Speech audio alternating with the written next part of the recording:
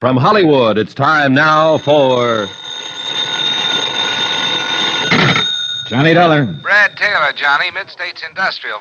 Oh, hiya, Brad. Caught another chief accountant with his hand on the till? Nope, this is an old case, Johnny. 3 weeks old anyway. It's that Kansas City payroll stick-up. Uh-huh. We were right. It was the Jipper Nitzen gang. How do you figure? Well, as you know, there's been an APB out on him, wanted for questioning, ever since he disappeared the day after the holdup. Yeah, I know, Brad. He was recognized last night in Phoenix, Arizona. State Highway Police threw up roadblocks. They tagged him south of Tucson, just north of the Mexican border. They get him? If they had, I wouldn't be calling you. He shot his way clear. They killed one of his boys, Ronnie Bledsoe. He'll never be missed. So Jipper's still on the loose, huh? Yep, along with that $100,000 payroll insured by us. I gotta get that money back, Johnny. All right, Brad. I'll fly out there and find it for you. But watch yourself. Every minute, those hoods are 3-time killers. I thought it was 2. 3 now. They killed a state trooper at that roadblock.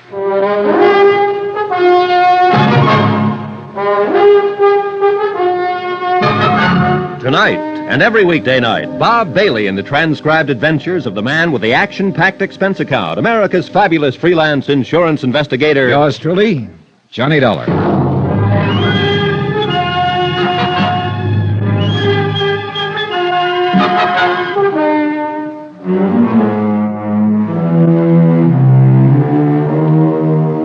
From Special Investigator Johnny Dollar to the Home Office, Mid-States Industrial Insurance Company, Hartford, Connecticut.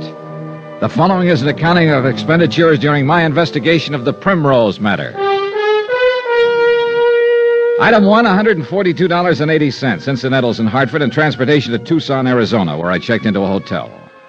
Then I contacted the highway police and presented my credentials to Lieutenant Cal Mervyn, who was directing the all-out search for the Nitzen gang. Lieutenant Mervyn had been at the roadblock. They call us flat-footed, Dollar. That's how they happen to get away with it. How do you mean, Lieutenant? We flashed the red light on them, and they slowed down and rolled up to us like they were going to stop. The car was a different make from the one they'd supposedly been seen in. We found later they'd stolen another one in Phoenix. I see. Then when we threw the spot on them, we saw just the one man, the driver. Turned out the others were down on the floor. How many were in the car? 4, apparently. 3 afterward. I shot one of them. They threw his body out a half-mile down the road. I may have hit another one. I'm not sure. That figures. Our tip-off from Kansas City named Jipper, Nitzen, Ronnie Bledsoe, and 2 unidentified. Yeah, and Bledsoe's the one who was killed. Nitzen and the other 2 got through. You said they slowed down as though they were going to stop. What happened? Oh, there's no excuse, Mr. Dollar. We were careless, that's all. But you get so many false alarms, mistaken IDs. And to make a car, the whole setup, it didn't seem to fit. You can't be wound up ready to pitch all the time. Well, we paid for it, Ben with his life. I was luckier. I got off with this bullet burn on the side of my head. Hey, you never know. Check. Well, anyway, the boys on the floor of the car came up shooting. One of them with a Tommy gun. They used the Tommy gun in the stick-up. That's how the 2 guards in the armored truck were killed. It's a rough weapon, Mr. Dollar. Ben dropped on the first burst from it. Didn't even know what hit him. I got this scratch from a pistol bullet. Saved my life, I guess. It flattened me before the Tommy gun picked me up. Then the driver slammed into second, and they skidded past on the shoulder. I hauled up my gun and emptied it at him before I passed out. Hitting that fellow Bledsoe was sheer luck. Any trace of them at all since they broke clear? No, they had a little luck themselves. As I said, I passed out, and it was 20 minutes before a car came along the highway. Or before one stopped, anyway. I think several probably passed, scared to get mixed up in something. Oh, that's understandable. Then the fellow that picked me up took me 15 miles up the road to an emergency first aid station. All in all, it was over an hour before the report got to Highway Patrol headquarters and they could get new blocks set up. And Nitzen and his boys could have covered a lot of ground by then. Sure, that's it. Here's a map of the southern Arizona area from here to the border. Mm-hmm. Here's where they hit us. We had the roadblock there at the junction. I see. From there south to the border, there's no through road branching off, just some dead-enders, or like the Arivaca road that loop back and connect into the highway again. What about the border, Lieutenant? According to the Mexican customs officials at Nogales, the car didn't show up there, and I'm inclined to buy that. With the rear window shot full of bullet holes, it would have been pretty conspicuous. And as I understand it, it hasn't turned up anywhere else. Nope, so far we haven't been able to find it. Of course, they had the advantage of an hour's head start. Well, that's it, Mr. Dollar. They could have doubled back. They could be in New Mexico, northern Arizona, California, 1,000 places. On the other hand, though, they couldn't have known they'd have that hour's start. What do you mean? Well, they couldn't have known they'd killed your partner and left you unconscious. You were still shooting at them when they gunned away from that roadblock. All they could reasonably suppose was that you'd be reporting in by radio 2 minutes later. What are you getting at, Mr. Dollar?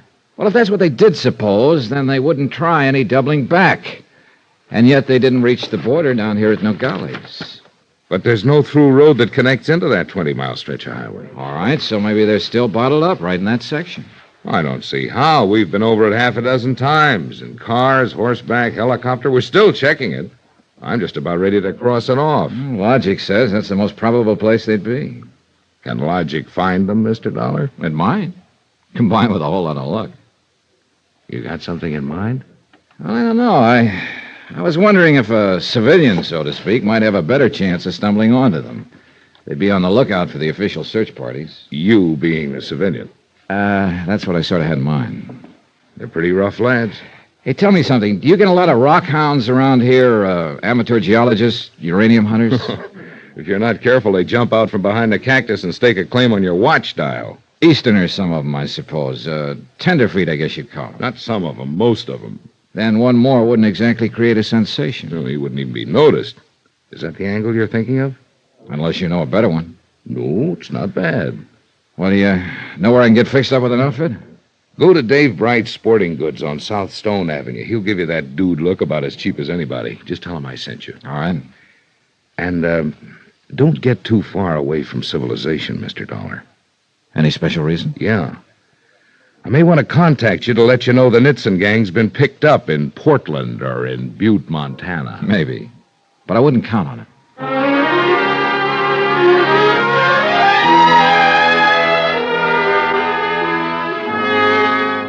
Expense account item 2, $446.35 for a deluxe rockhound rig, complete from buckskin field boots to sleeping bag, snakebite serum, and a Geiger counter, and including 5 days rental on a four-wheel drive Jeep. With that kind of a get-up, anybody'd have to find uranium just to break even.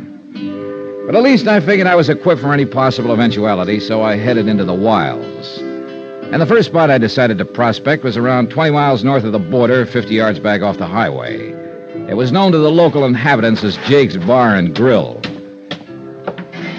The bar was a warped plank counter with rickety wooden stools. The grill seemed to consist of a rack of stale sandwiches wrapped in wax paper. But it looked as though Jake himself might be pay dirt. Howdy, stranger. What do you say? Save your money and buy beer. That's a good idea, but I think I'll have a scotch this time. Even better idea. Have something yourself? You paying for it? Yeah, I might at that. Well, then I'll just have me a little of this foreign hooch. Yes, sir. Yes, sir. Well, here's biting a rattlesnake. Check. Scotch. Well, you figuring to find yourself some of that there uranium, are you? Yeah, might. How'd you guess? Them duds you're wearing come from Dave Bright's place. Sunday mining clothes, we call them. No offense. Oh, I'm hard to offend.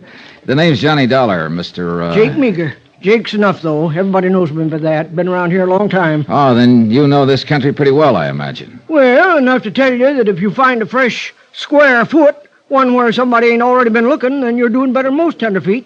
No offense there. It's just a way of talking. Well, I guess you call this a vacation, too. I don't really care much whether I find anything or not. It's just a chance to see some new country. Well, I reckon you could call some of this more or less new once you get away from that there highway. Oh, and how do you go about doing that? You mean by car, I guess. Easterners ain't much on walking. Well, I have one with a four-wheel drive. It'll get you a mile or two further, but that's about all. Only way to do it's on foot. You're probably right. But I'd start by car, at least. Which side road would I take if I wanted to get lost? Around here, you mean? Yeah. Anywhere along the highway between the junction and the border. Well, as a matter of fact, you wouldn't have much choice. There's 6, 7 passable roads, but they don't lead no place except to ranches. Don't even get up in the foothills. You ain't getting the mite dry again, are you? Oh, sure. Funnel both up again. Well, much obliged to you, Mr. Dollar. Don't mention it. Yeah. Well, there'll always be an England, like the fellow says. Check.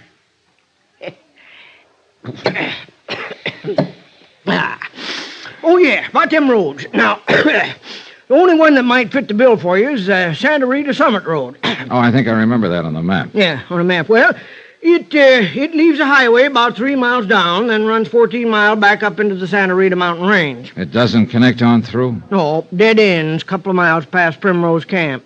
None of these here roads go no place. That's what I've been telling them state police for 2 days. They've been looking for some stick-up fellas. I reckon you heard about that. Oh, yeah, I did. Why, them fellas would be out of their minds to take one of them there side roads. Ain't no place they could go to on them. Oh, it sounds logical, all right. You ask me, them fellers jumped the border somehow. That's how come they was down here in this part of the country to begin with. Well, you're probably right, Jake.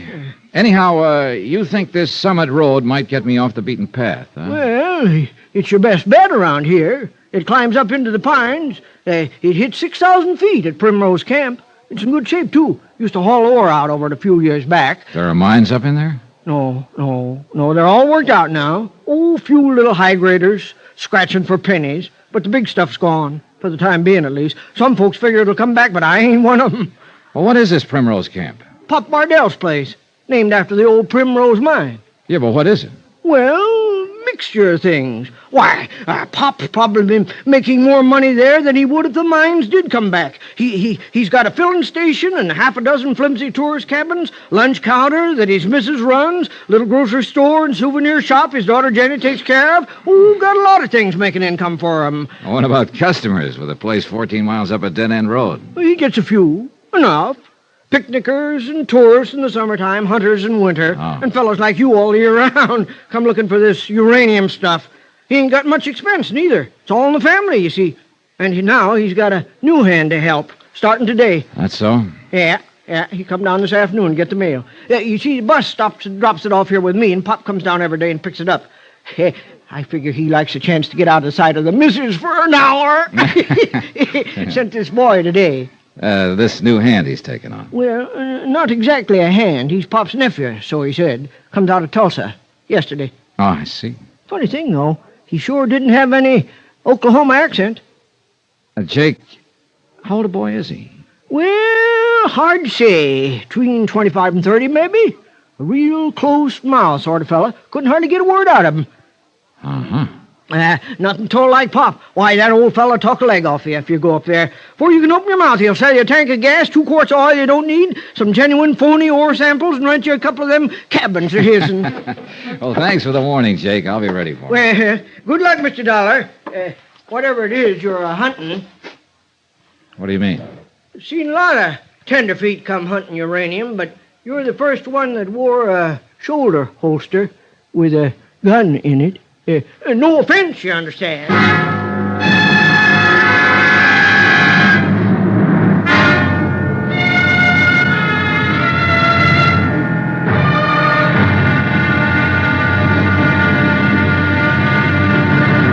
Now, here's our star to tell you about tomorrow's episode of this week's story. Tomorrow, a talkative man freezes, a taciturn man thaws, but a dead man can't do either. All he can do is be dead. Join us, won't you? Yours truly, Johnny Dollar. Yours truly, Johnny Dollar, starring Bob Bailey, is transcribed in Hollywood. Written by Les Crutchfield, it is produced and directed by Jack Johnstone. Be sure to join us tomorrow night, same time and station, for the next exciting episode of Yours truly, Johnny Dollar. Roy Rowan speaking.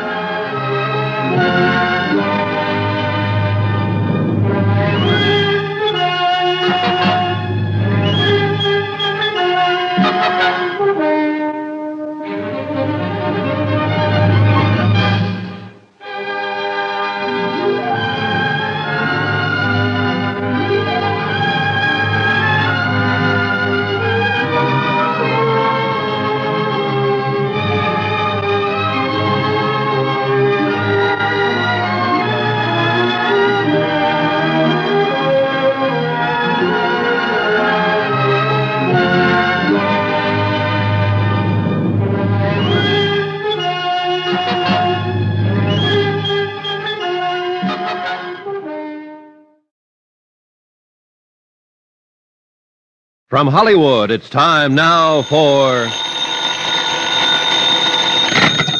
Johnny Dollar.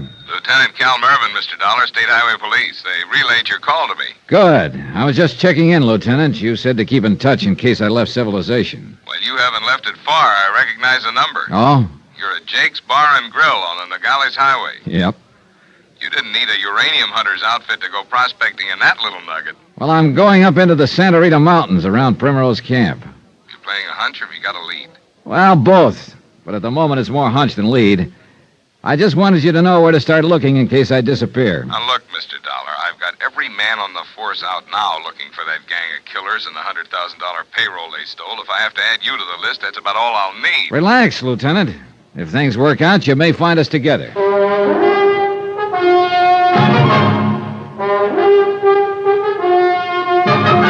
Tonight and every weekday night, Bob Bailey in the transcribed adventures of the man with the action-packed expense account, America's fabulous freelance insurance investigator. Yours truly, Johnny Dollar.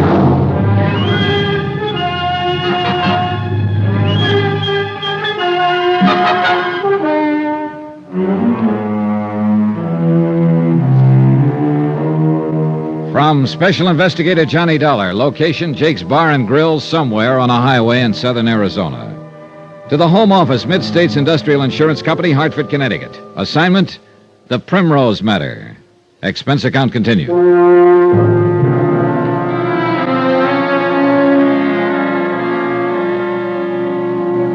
Item 4, $3.60 to Jake Meager for information and incidental beverages. The Jibbernitson gang had hijacked an armored truck in Kansas City and escaped with a $100,000 payroll. 2 nights ago, they'd shot their way through a roadblock in southern Arizona, killed a state trooper, and left one of their own members dead in the road. Then the other 3 had simply disappeared. The information from Jake? That old Pop Bardell operated a tourist camp and service station 14 miles up a dead-end road in the nearby mountains. And it seems that Pop had acquired a new nephew within the last 24 hours, a complete stranger to Jake. There was only one way to check it out. Drive up to Primrose Camp.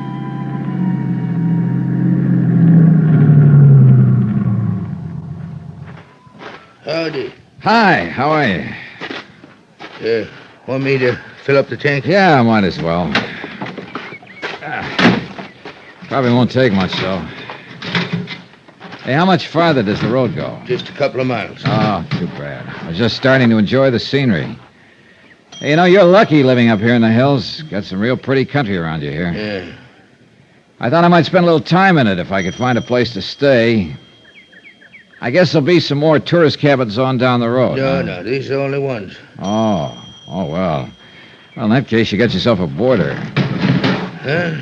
Took less than 4 gallons. Yeah, I figured it wasn't down much. Hate to get caught short, though, up here away from the highway. Now, about that cabin. Oh, sorry, we're all full up. Oh? You'll find some places down on the highway. Well, there wouldn't be much point in that. I was planning to do some prospecting, get around a little on foot. This would be a good spot to work from. I got no vacancies. How about the oil and water? Oh, yeah, you better take a look, I guess.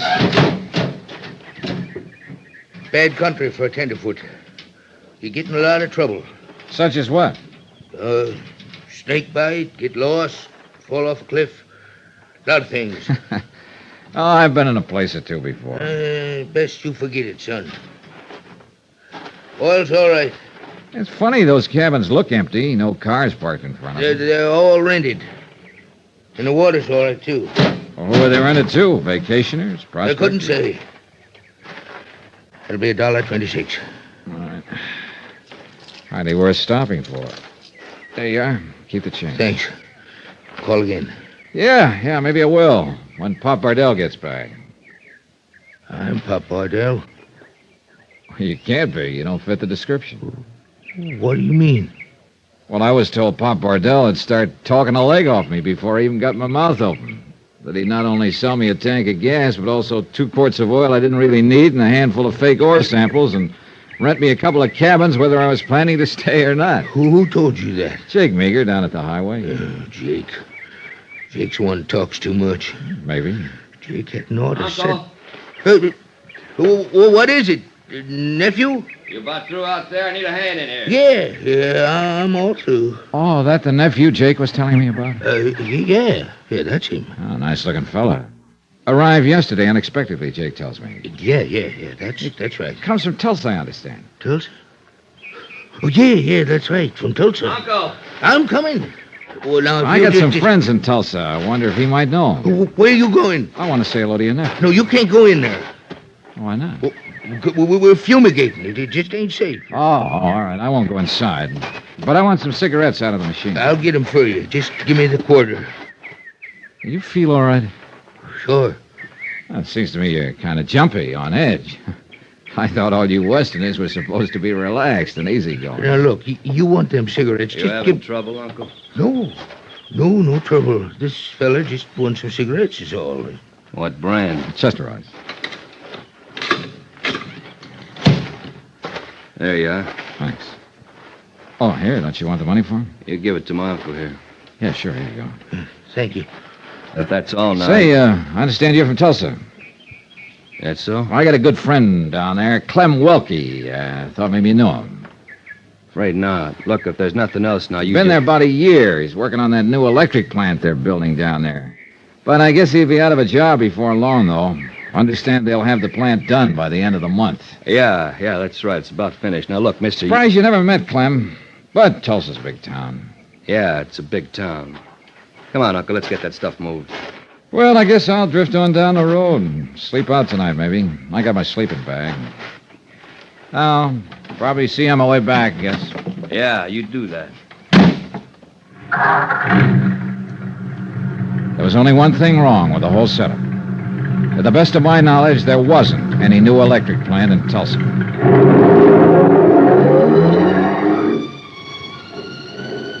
I drove on past Primrose Camp 2 miles farther to the end of the road. It was narrow, unpaved, and for the most part bound by a straight drop-off on one side and a vertical cliff on the other, with no chance for a car to turn off.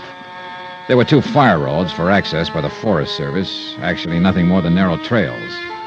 The turnoffs were blocked by steel cables padlocked between heavy metal posts.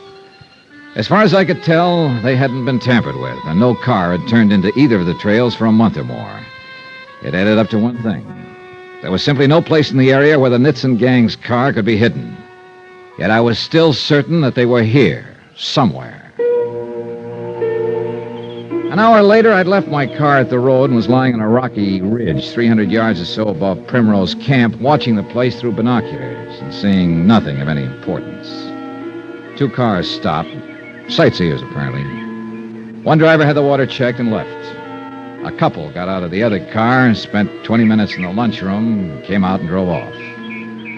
Pop Bardell came outside occasionally. His wife, too, a couple of times.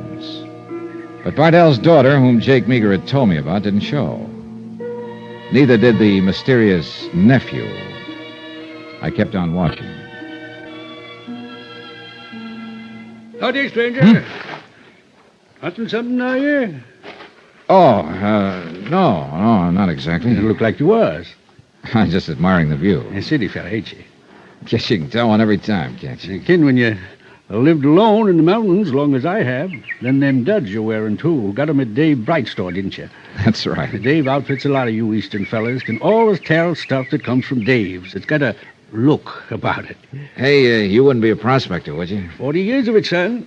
You live up in these parts somewhere? 6 mile across the canyons there. Got a cabin I built myself and some claims of mine. Ain't been there for 3 weeks, though. Oh, is that so? No, been prospecting over toward the Rincons. Heading back home now. You're the first living soul I seen. You haven't heard any news, then, in the last 3 weeks? Nope. My name's Johnny Dollar, by the way. Kid Marsh, proud to know you, son. Howdy.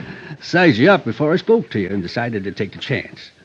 Mighty glad to find you ain't a smart aleck like a lot of them city fellas. Oh, it takes all kinds to make a city, Mr. Marsh. I reckon so. Never could see why it takes some kind, so. There's Pop Bardell out in front of the station. Usually stop by and say howdy to him, but I reckon I'm going to pass it this time. Known Pop long? About 14 years now. Well, then you must know his family pretty well. Well, aside from his missus, there ain't no family, except their daughter, Jenny. No, I was thinking of his nephew in Tulsa. He ain't got no nephew, Mr. Dollar. Oh? Understood he had. He ain't got no living kin at all, except for some cousins in Virginia. Oh, I guess I was misinformed. Yep, that's for sure. Pop's a real lone wolf. Used to be a prospector himself years back, but he never really had the knack for it. Anyhow, he finally bought this here Primrose camp and settled down to a civilized way of living. I'd say he got about as far away from civilization as he could. A compromiser, that's what he is. Always fooling himself. I told him that a lot of times.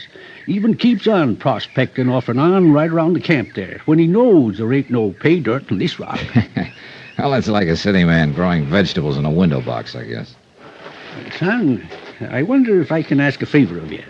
Well, sure, what? I was aiming to go on down there and get Pop to do it, but I'll have to stay all evening if I do, and I'm kind of hankering to get home. Well, if it's anything and I of can... course, if I go to the authorities, they'll keep me round asking questions, making statements. What are you talking about? If there'd been any signs of life, anything I could do to help, you understand. Mr. Marsh, what are you getting at? Well, over across the ridge there, in the bottom of the canyon, there's a car half buried under a rock slide.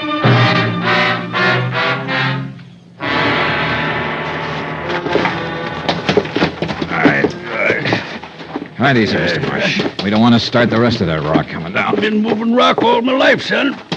Here we go. All right, it's clear. Let her go.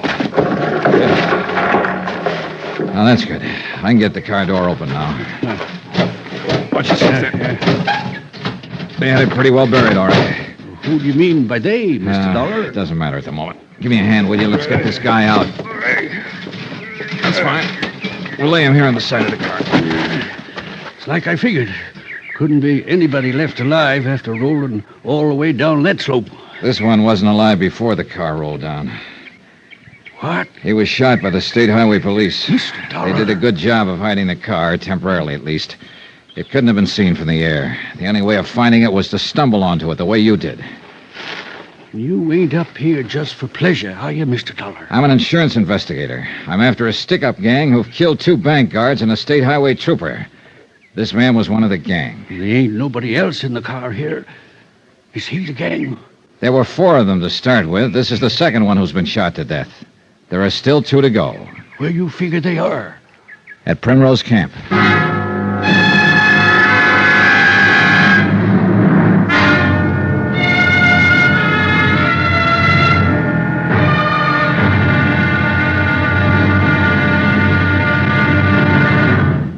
Now, here's our star to tell you about tomorrow's episode of this week's story. Tomorrow, a lion's den reluctantly opens its door to let a trusting victim step inside.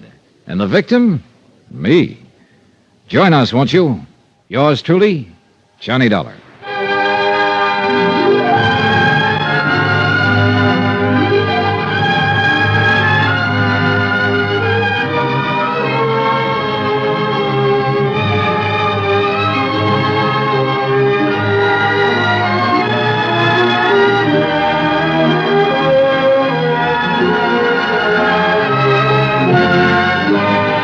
Yours truly, Johnny Dollar, starring Bob Bailey, is transcribed in Hollywood. Written by Les Crutchfield, it is produced and directed by Jack Johnstone. Be sure to join us tomorrow night, same time and station, for the next exciting episode of Yours truly, Johnny Dollar. Roy Rowan speaking.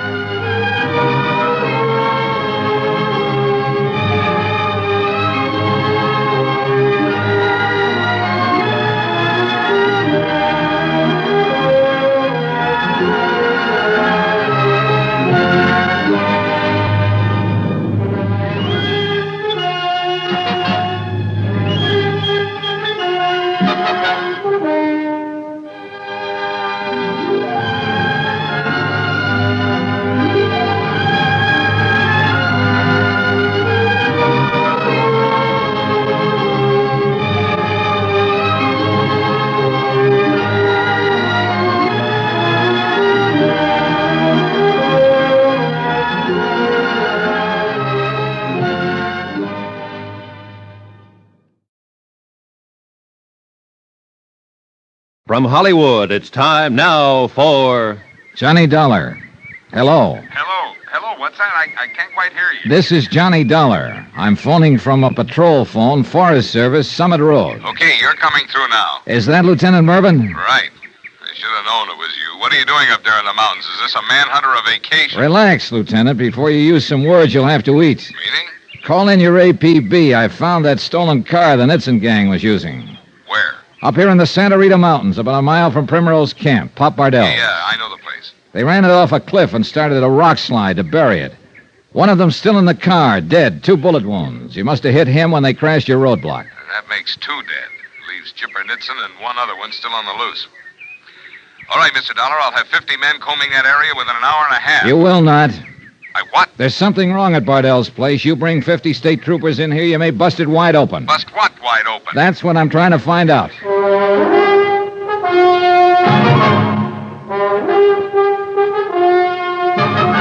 Tonight and every weekday night, Bob Bailey in the transcribed adventures of the man with the action-packed expense account, America's fabulous freelance insurance investigator. Yours truly, Johnny Dollar.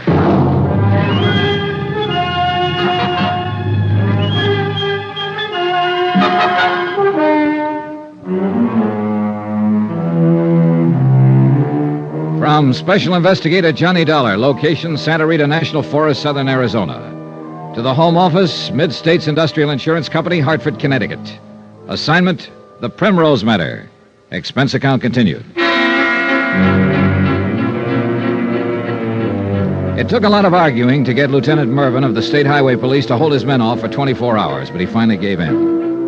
$100,000. That was the amount of the insured payroll the Nitzen gang had got away with in Kansas City, killing 2 guards in the process. Later, they shot their way through a roadblock in southern Arizona, left a state trooper and one of the gang dead in the road behind them, and then disappeared. I was certain the answer was at Primrose Camp.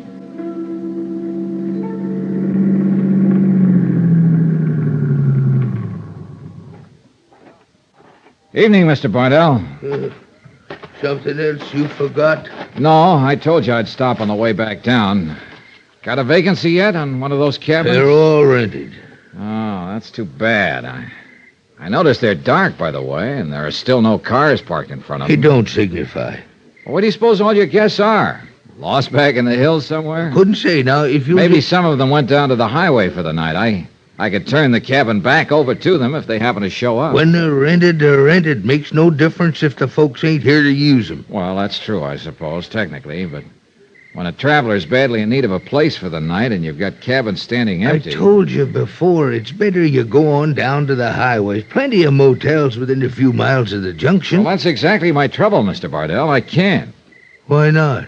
Because it's almost dark now and I haven't got any lights. What? Yeah, this is a rented car. I should have tried the headlights before I took it out, but I didn't. Now when I need them, they won't work. See? It's probably just a fuse blowed. Oh, might be. Let me turn the flashlight up under the dash here. It won't take but a second to tell. That what it is? Nope. Fuses seem to be all right. Broken wire, maybe. Hard to say. Oh, think you might be able to fix it? No. It's a job for an electrician. I ain't got the equipment to trace it. Hey, is that your station wagon there at the side of the lunchroom? Why, yeah. Well, look, I'd be glad to pay you if you drive me down to where I can get No, some help. I can't. I can't leave here. Well, maybe your nephew could take me. Huh? The young fellow who was here this afternoon when I came by. No. He's not familiar with the road. Oh, he drove down and picked up the mail this morning, didn't he? How'd you know? Jake, down at the bar and grill, happened to mention it. Just who are you, anyway? Oh, I guess I did forget to introduce myself this afternoon. My name's Johnny Dollar, Mr. Bardell. Not your name. I mean, what are you up here for? Looking around, prospecting a little, seeing the country. Your nephew did go down for the mail, didn't he? But that was in the daylight. Look, you said you had a sleeping bag with you. It ain't cold tonight. Why don't you Hey, that's a good idea. I can spread it out right there on the porch in front of your souvenir shop. No, I don't mean here. Down the road someplace. I don't quite understand your attitude, Mr. Bardell. I've always understood you Westerners were noted for your hospitality. Well, it's just that it makes the missus nervous to have strangers around outside. And how am I supposed to get down the road someplace? I don't know. On foot, maybe? In the dark? In strange country? Oh, when I tell Jake this, he won't believe it. No. No, what? Don't say anything to Jake. He wouldn't understand. Well, neither do I. I can't do anything for you, Mr. Dollar. Just take my word for it now and go on before you cause more trouble and you What keep... trouble, Uncle? What trouble you talking about? Well, it's not trouble exactly. The lights is out on his car. He was just wanting me to put him up for the night. You have hard luck, don't you, mister? It kind of looks that way. I told him just like I did this afternoon, we ain't got no place for him. He'll have to find some We way. can take care of him, Uncle, as long as he's that anxious to stay. But you said... I said what? The cabins, they're all rented. And it's not likely the people in number 2 will be back. He can use that one for the night. But You now- better go see if it's in shape, Uncle. Go on. All right. I'll go look at it. I'm much obliged to you for changing his mind. That's okay. We wouldn't want you to go away and tell bad stories about us, would we? Might cause trouble.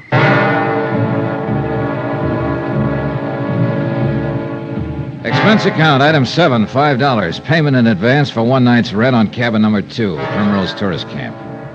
The room and the bed were far from inviting, but it didn't matter much. I didn't look for any easy night's rest under the best of circumstances. Not with the feeling of tension and danger that hung over this place, and the almost certain knowledge that 2 desperate killers were only yards away from me. Mrs. Bardell, Pop's wife, took my payment for the room and made change in the lunchroom next door to the service station. I'll have to give you ones, Mr. Dollar. Got a $5 bill. That's all right. There's 2, 3, 4, and 5. Want a receipt? No, thanks. But I could sure stand something to eat. Well, I could cook you up some ham and eggs, I guess. Some coffee, if that'll do you. Sure, fine. Only time I fix any regular meals, aside from short orders, when we got the cabins full. Then they're not full now, I take it, huh? No, not a soul. I mean, well, they're rented, of course, but the folks aren't eating here. Oh, I see. You want your eggs sunny side up? Yeah, that'll be fine. Must get kind of lonesome for you up here when the season slacks off. I got my man and my daughter. How old is your daughter, Mrs. Bardell? Jenny was 20, month before last. Oh, well, I imagine she's a big help to you. Yes. She takes care of the souvenir shop on her own. Helps me here in the lunchroom when I get real busy. Yeah, I noticed a close sign on the door of the shop. Is your daughter away at the present? No, she's not feeling well today. She's in her room. Oh, I hope it's nothing serious. No. She'll be all right. She's got to be. Then it is something serious. No. I didn't mean it that way. It's nothing. Forget it. Well, look, if there's anything I can do... No, nothing. Forget I said anything, Mr. Dollar. You're going to want toast. No, bread will be fine. And there you are. Hope that's going to be enough for you. Yeah, plenty. Cream in your coffee? Black, please. Yeah. This looks great. You're a good cook, Mrs. Bardell. Ham and eggs don't prove nothing. Anybody can fix that. Oh, you'd be surprised. You'll be leaving in the morning, I suppose? Well, I'd like to stay several days, but I don't know whether your husband will let me have a cabin any longer. He can't help himself. He just can't help it. Why not? Well, the cabins are rented, that's all. When I put my stuff in number 2, there was no sign of any other luggage. They took it all out. I was right there all the time, Mrs. Bardell. I mean earlier.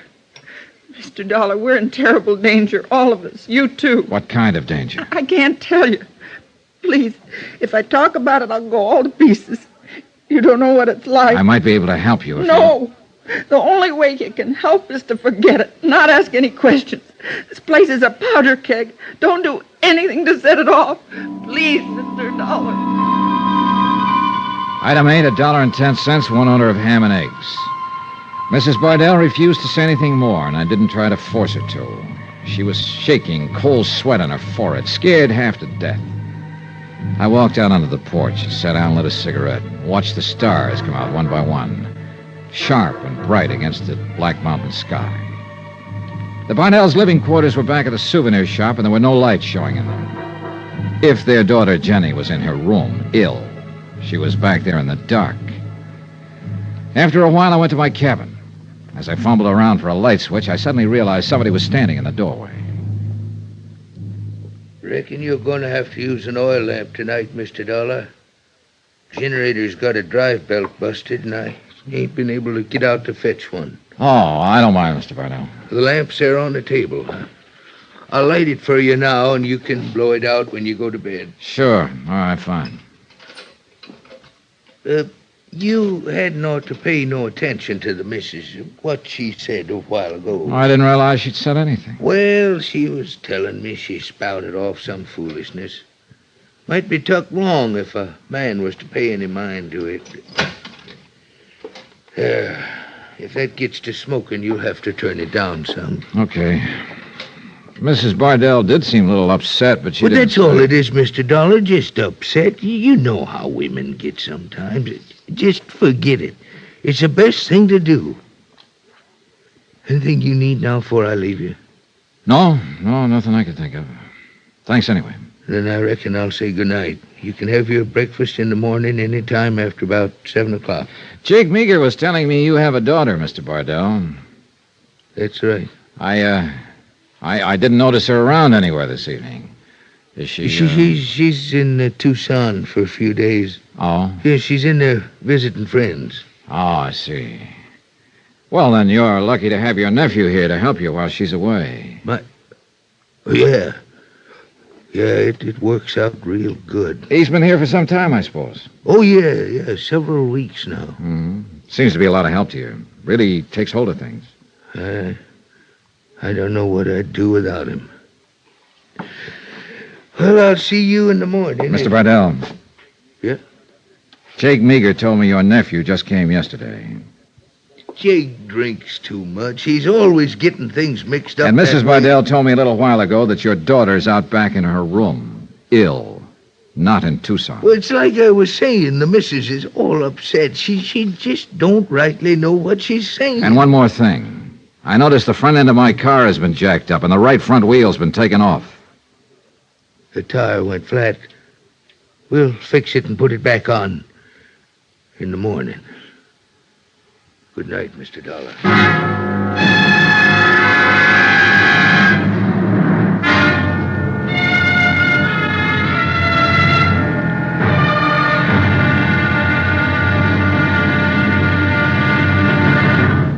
Now, here's our star to tell you about tomorrow's episode of this week's story. Tomorrow, a tightening noose, people held fast in the grip of fear.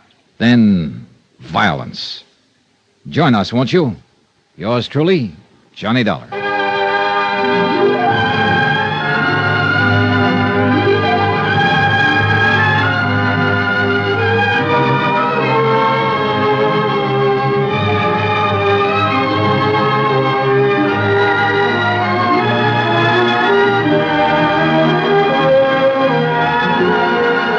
Yours truly, Johnny Dollar, starring Bob Bailey, is transcribed in Hollywood. Written by Les Crutchfield, it is produced and directed by Jack Johnstone.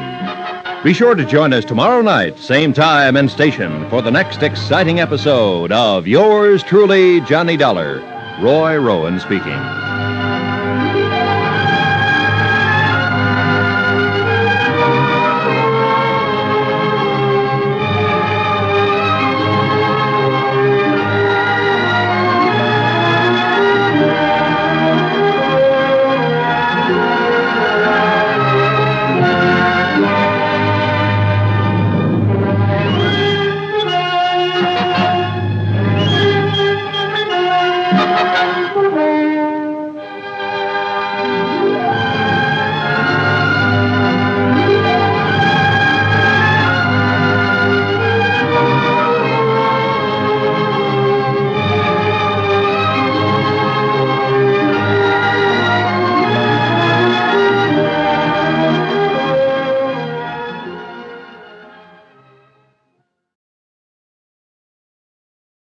From Hollywood, it's time now for... Johnny Dollar. This is Jet Marsh, Mr. Dollar. Yeah, I've been waiting for you to call. The forest ranger come down to my cabin, said you was calling from one of the emergency phones.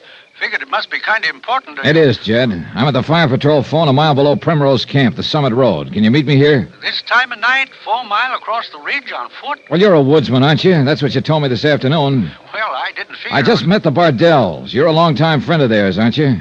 Something wrong at Pop's place? I think there's something badly wrong. He and his wife are scared half to death for some reason.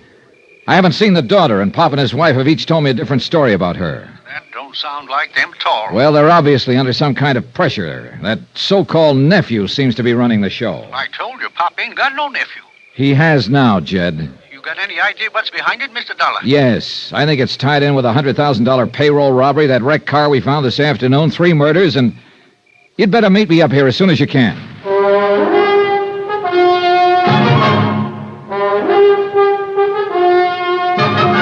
Tonight and every weekday night, Bob Bailey in the transcribed adventures of the man with the action-packed expense account, America's fabulous freelance insurance investigator. Yours truly, Johnny Dollar.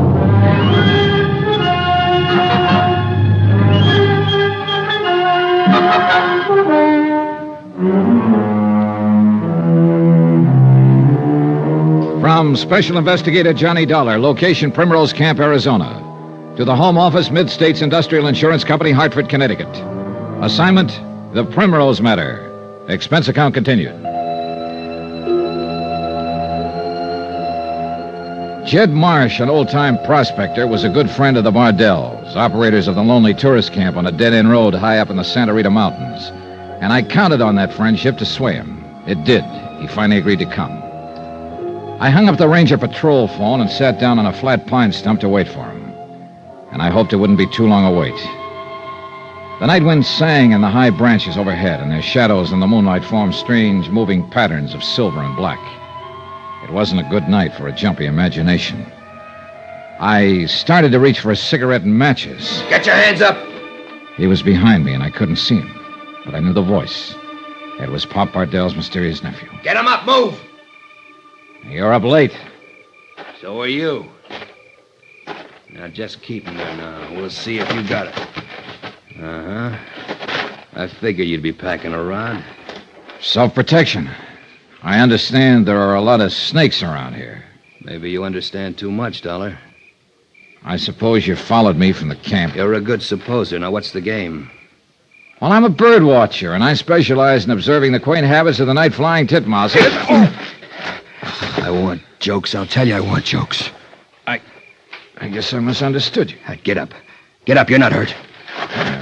I appreciate you telling me. I asked you a question, Dollar. Oh, yeah. Yeah, the game. You heard that phone conversation, didn't you? I heard it. And you know Who's the about guy you talked to? A friend of mine. An old prospector named Jed Marsh. I heard that. Why'd you get in touch with him? Well, now, he specializes in night-blooming uranium, so I thought we might combine our hobbies. Ow. Now, how much of this does it take to wise you up? Well, I think that one just might have done it. Why'd you want him to meet you here? I thought he might be useful. For what?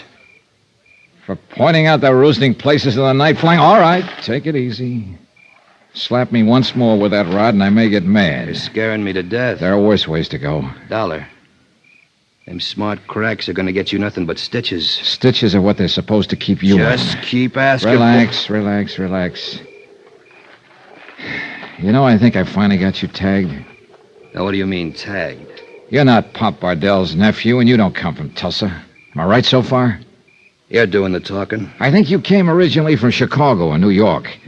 But recently, you've just come west from Kansas City. You a cop, Dollar? No. Then how come you... I've been trying to place you ever since I saw you this afternoon. Thinking back over police bulletins I've seen, mugshots, descriptions. Yeah. You're Spade Keller, aren't you?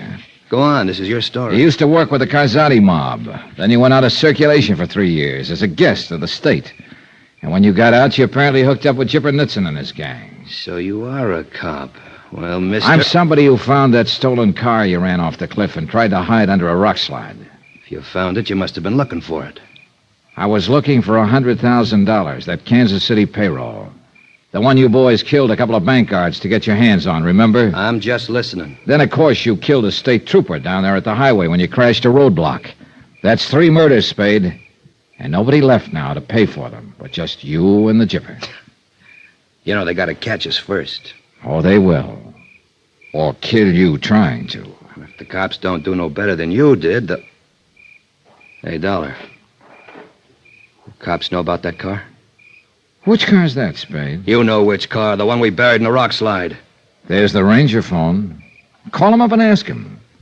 Maybe they'll be happy. You just keep it up, Dollar. This gun will still be in good shape when your head's got holes in it. I think maybe it's already happened. Now, what about it? You told the police about that car? You followed me, didn't you? You know I only made one call. Yeah, but you might have called them earlier. Wouldn't that be kind of crazy? Then they'd get the $100,000. You mean you... So that's the game, huh? You and this pal of yours were figuring to knock us over and hijack that payroll for yourselves. I didn't say that. I figured you for a phony the minute you drove into the station this afternoon. That's why I had Bardell give you a cabin when you came back, and that's why I took a wheel off your car tonight. So I could have you where I could keep my good eye on you. See what you were up to. And now you think you know? Sure. You got a hunch we'd be holed up in here somewhere after we broke through that roadblock on the Nogales Highway. So you come up to snoop around and try to get your hands on that $100,000. Spade, you're a real smart boy. You found the car and then you tagged me. So you figured Primrose Camp for the hideout. How did the Bardells figure in it, Spade? And you sneaked down here tonight and phoned your pal, wanted him to come over to the camp and help you. Help you what, Dollar? You don't know where Jipper is, and you don't know where the money is. Now, what were you planning to do? I thought we might ask you. Yeah, I'll bet you did. Only it didn't work. No, it didn't work. Well, now there's nothing to do but just sit here and wait for your pal to show. And to make sure you wait quiet! So I waited quietly. Being somewhat unconscious, there wasn't much else I could do. I'd been trying to stall Spade until Jed Marsh arrived, hoping to tip Jed off in some way before he walked into the trap. But I'd been outfoxed, outmaneuvered, and finally just plain out. For how long, I don't know. But it was too long to do Jed any good. When I came to, he was already in the parlor, and the spider had pounced.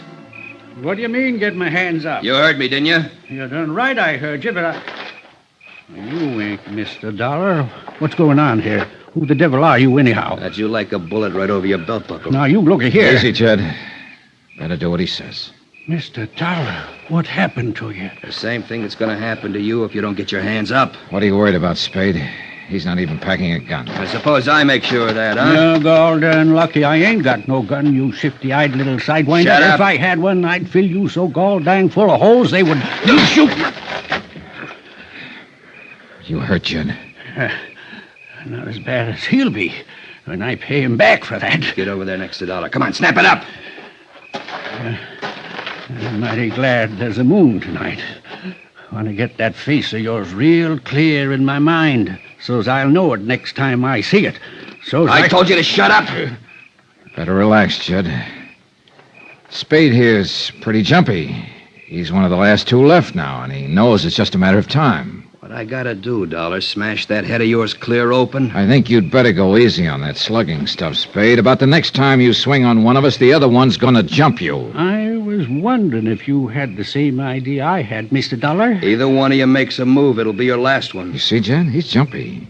He and the chipper are up a dead-end road. They got no place to go from here, and Spade knows it. Couple more days, they'll figure we got clear away from this part of the country. They won't be looking for us around here. That's when we'll leave. And we'll get away with it. Provided Jed and I don't tell him where you are. You won't. That's one thing I'm real sure of. This here varmint wouldn't be aiming through us in, would he, Mr. Dollar? I wouldn't be surprised if he had something like that in mind, Jed. Am I right, Spade? What have I got to lose? That's a very logical attitude. What he means, Jed, is the fact that the gang has already murdered 3 people. And since they can only hang Spade and the Jipper once, a couple of more killings won't matter very much. Matters some to me, seeing as I'm to be one of them. Oh, yeah, and to me, seeing as I'm the other. But that's Spade's problem, of course. Having 2 of us on his hands. Even with him having the gun, it's pretty touchy business. Right, Spade? Get on your feet, Dollar. Sure. We'll stay as far apart as he'll stand for, Jed, so he'll have to swing the gun wide. Shut up, Dollar. If he goes for me first, jump him fast. Sure, I got you. Seen it happen once, and Tonopah during the gold strike in 19... Shut up, the both of you! Now, Spade's got an even worse problem, Jed. He's so scared and jumpy, he may even miss his first shot. Then he'll have both of us on him. Reckon I'd be jumpy, too, if I was standing there where he is. What are you talking about? Next to the edge of the cliff that way, close to all them boulders. What about them?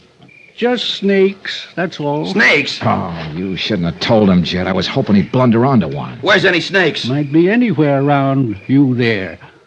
Along before sunup, when it starts getting chilly, they crawl in around the rocks to get warm.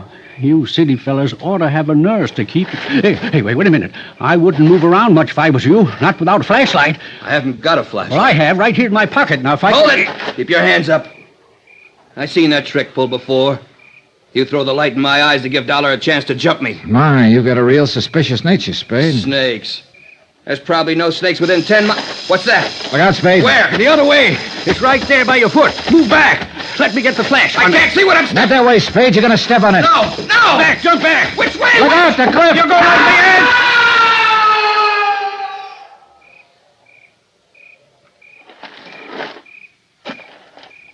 He stepped back on that loose slab on the edge, Mr. Dollar. Yeah. Well, it was sure his last step, Jed.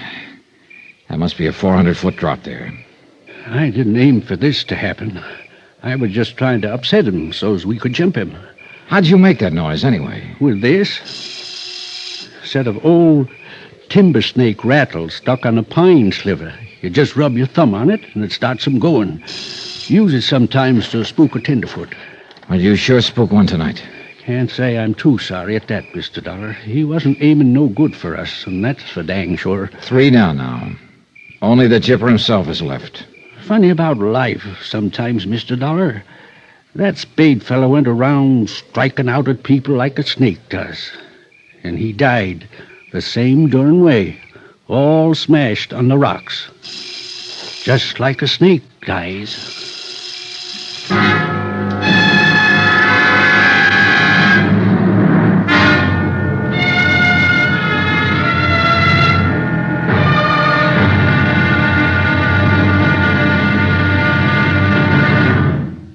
Now, here's our star to tell you about the final episode of this week's story.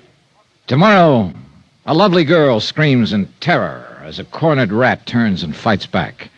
Fights the way a rat fights. Join us, won't you? Yours truly, Johnny Dollar.